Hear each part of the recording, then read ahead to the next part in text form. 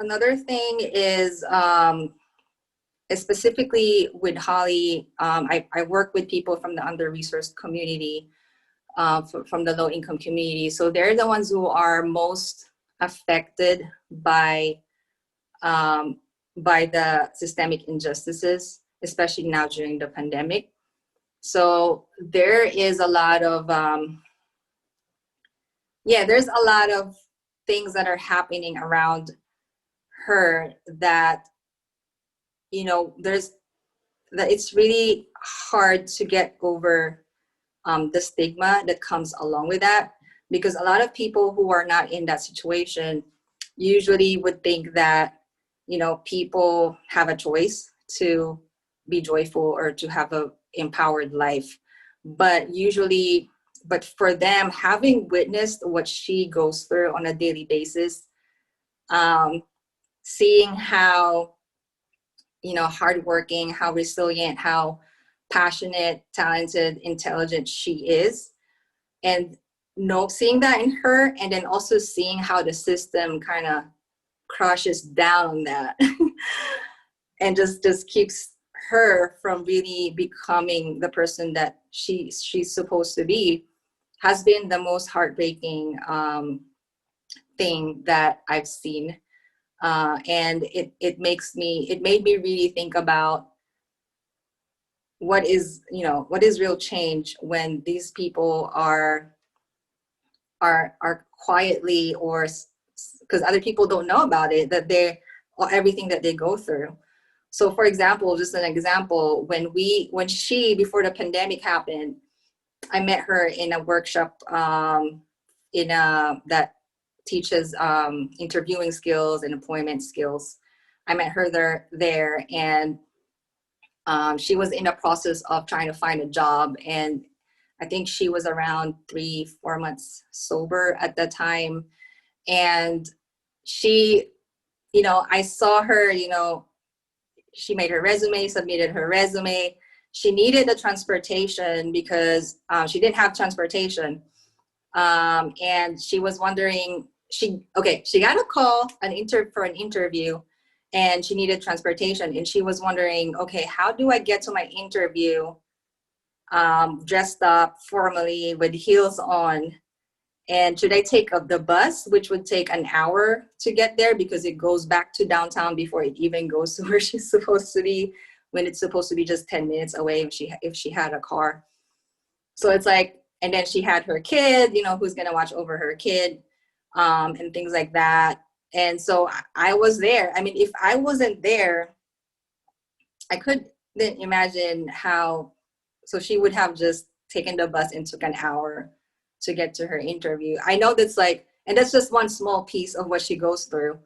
But for many of us who have transportation, don't even think about little things, little privileges that we have like that.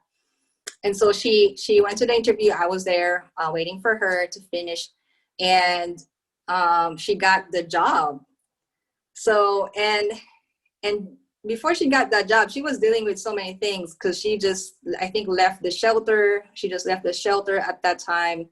And then she was trying to see how to pay the bill for the first month, because she was still in the process of getting a job.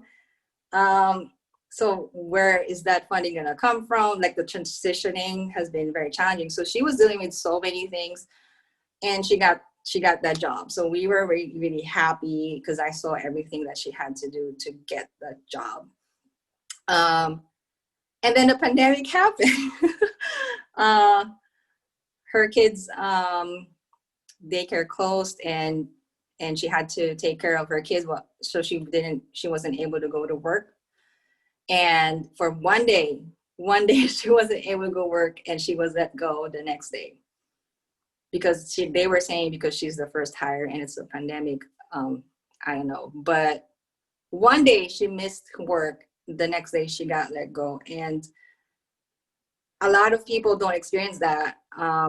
So that really broke my heart, because I saw her really trying hard, and and like, just how the system doesn't really care about people like her.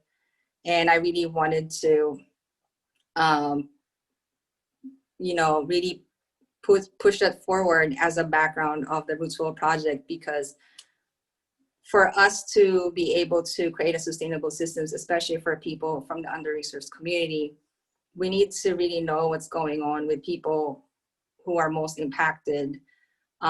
They are tired. A lot of them are tired of not being listened to, being judged, um, being not really having people understand what they need. Um, and a way to really do that is to really reach out. And that's what the project was supposed to be about, is to really reach out to people and really be humans again. I think that is one of the things that we learned from the Rootsville project, is we had to relearn how to be a human being, pretty much. I mean, it's simple, but it's not easy and it's not common.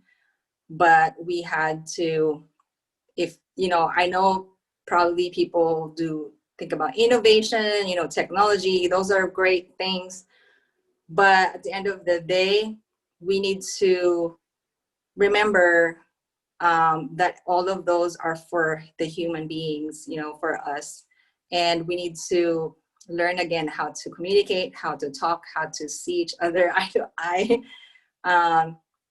and see each other, because the only way we can create a system for us is if we know us.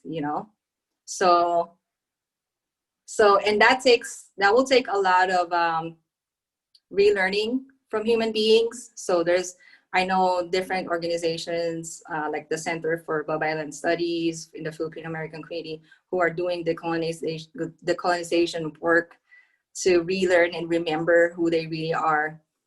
And that's what we did as well in the Ritual Project. We gathered different spiritual tools, even non-spiritual tools, scientific tools. And I love that people from different faith backgrounds, from Buddhism, Emily, Dr. Nicole, from the scientific background, giving us information about the brain and mental health and meditation. So we have been gathering tools so that we can remember who we are, and for our core self, which is pure light and kindness and compassion. So that is like one of the things that is part of the Rootsville project.